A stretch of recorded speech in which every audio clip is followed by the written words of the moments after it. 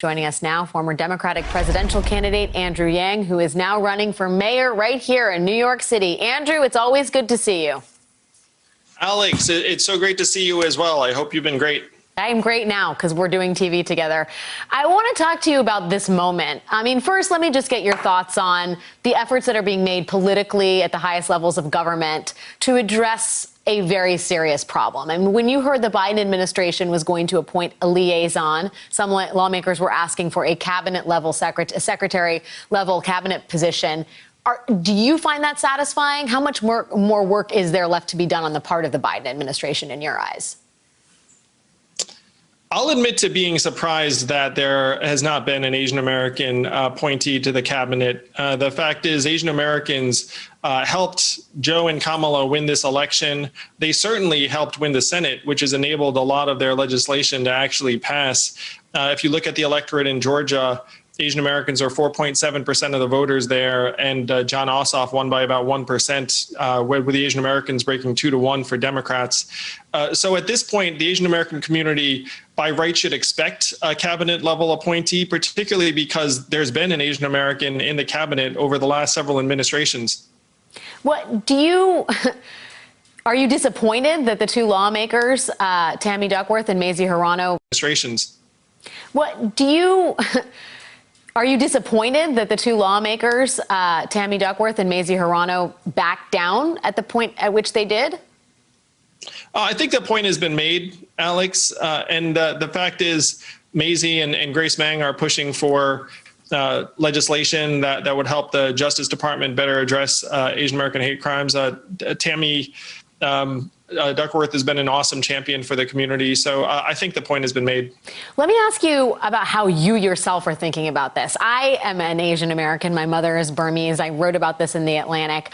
I feel like this moment is a wake-up call and a reckoning, and a lot of Asians are finding their own voice to talk about issues that they had not talked about in their cultural communities before. And I kind of wonder what your journey has been like. You know, you wrote about this early last year or at some point last year in the pages of the Washington Post, and we're at a different place right now. Have you changed in your thinking about how to combat Asian racism and Asian hate crimes?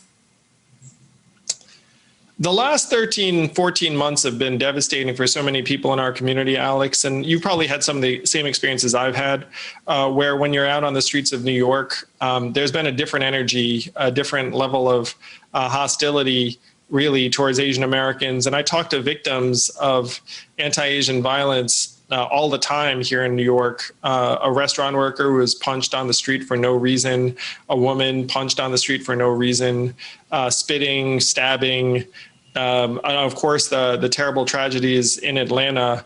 And so I do believe this is leading to a political awakening for Asian Americans. I'm very proud to have been the first Asian American man to run for president as a Democrat. I may be the first Asian American mayor in New York City's history, and hopefully I can contribute to the fact that many Asian Americans are more politically engaged than we've ever been, in part because people feel like our community is, frankly, under different sorts of attack than we've been historically.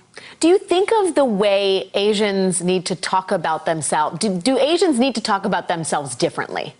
I guess I ask you that because, you know, one of the things you do so successfully is talk about bucking stereotypes. On the other hand, you have had fun with those stereotypes too, right? I remember the math hats, right? And Asians being good at math, of course, is, you know, a stereotype that fits into a broader and more pernicious stereotype about Asians being model minorities. Does that need to change? Well, as you said, Alex, I think times are changing for the Asian American community.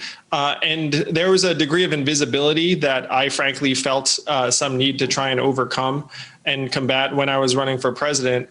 But now we're facing xenophobia, racism, even violence, and the phenomenon, unfortunately, is getting worse, not better, in terms of anti-Asian sentiment. And so we need to come together, build connections with Americans from every background, let people know that Asian Americans are just as American as everyone else. It's been a really heartbreaking time for people in the community. And the goal is to try and build something positive out of this. Yeah, I wonder how much of the onus you think lies on Asian Americans to do that and how much of it is the work of other people. I mean, I think one of the, you talked in your earlier op-ed about Asians needing to sort of pronounce themselves patriots in one form or another. And I think some people read that and said, it's not our job to prove that we're part of the fabric of American society. It's up to other people to recognize that we are. And that's kind of a lesson that's learned intersectionally from battles that, Black and brown brethren have had. It's not up to Black people and brown people to say,